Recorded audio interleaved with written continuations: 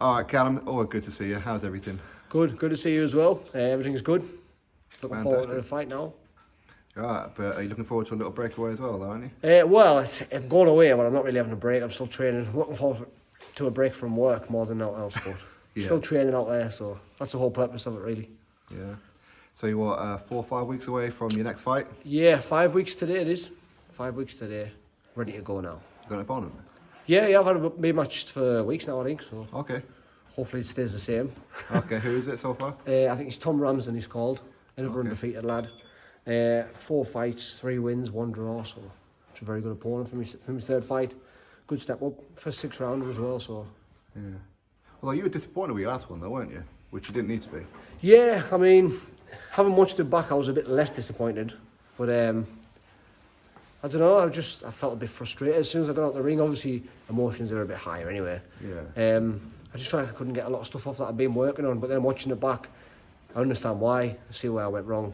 He had a certain style. He was quite good at what he does, you know. Like, he was a tricky opponent. He didn't just stand in front of us, let us hit him. Like, he didn't want to get hit, clearly. Yeah. I don't blame him either, you know what I mean? Like, that's not the aim of the game. But yeah, I haven't watched it back. I wasn't as disappointed, but I still have a lot to improve on. A lot that I have improved since then. So I'm no doubt going to have stuff to improve on going forward as well. So yeah, that's always going to be the way for like the next couple of years, though, isn't it? Yeah, I mean, you're never going to be. No one's going to be perfect all the time, are they? So obviously, my debut was a good performance.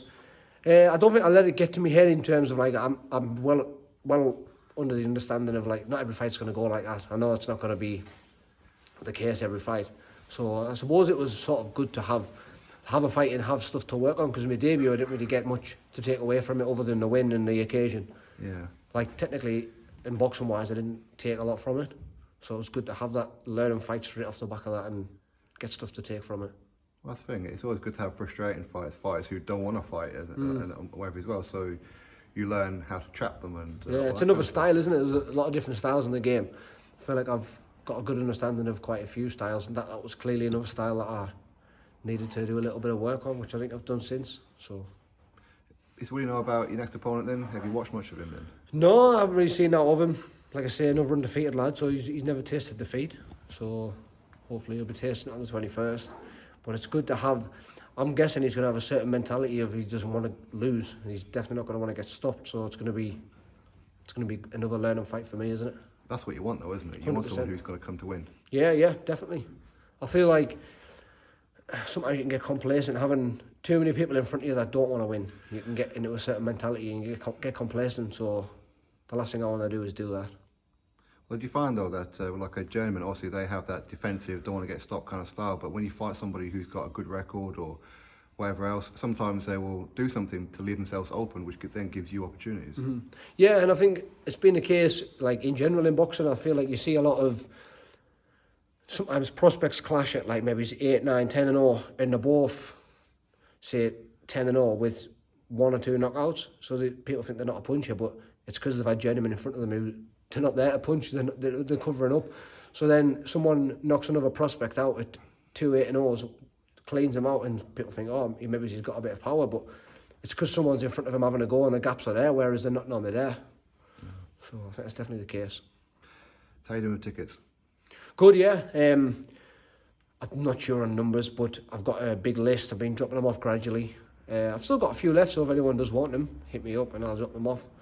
Like I say, I'm going away next week, so I have plans to get all the tickets out the week after I get back. So it'll give us like 2-3 weeks to the fight. So. And after this one, are you hoping to be out again before the end of the year? Yeah, ideally I would like to be. Obviously, we're trying to find out which show's going to be timing-wise the best. Obviously, Jobs have got another good show on before Christmas with the dinner do. But I'm not sure how that's going to work logistically, like with tickets and stuff. So, I mean, ideally I'd like to be out before Christmas. Okie dokie then. Spot on. Anything else you want to add? Some shout out to your sponsors and shout out to my sponsors, always supporting us for a year now. It's been a year since I turned over. Well, a year since I signed my contract. And the back as well, all the ones. And also a big shout out to everyone that comes to watch. Like I said, I couldn't box without those people, so it does mean a lot. I know things are expensive now and people still support, so it's really appreciated.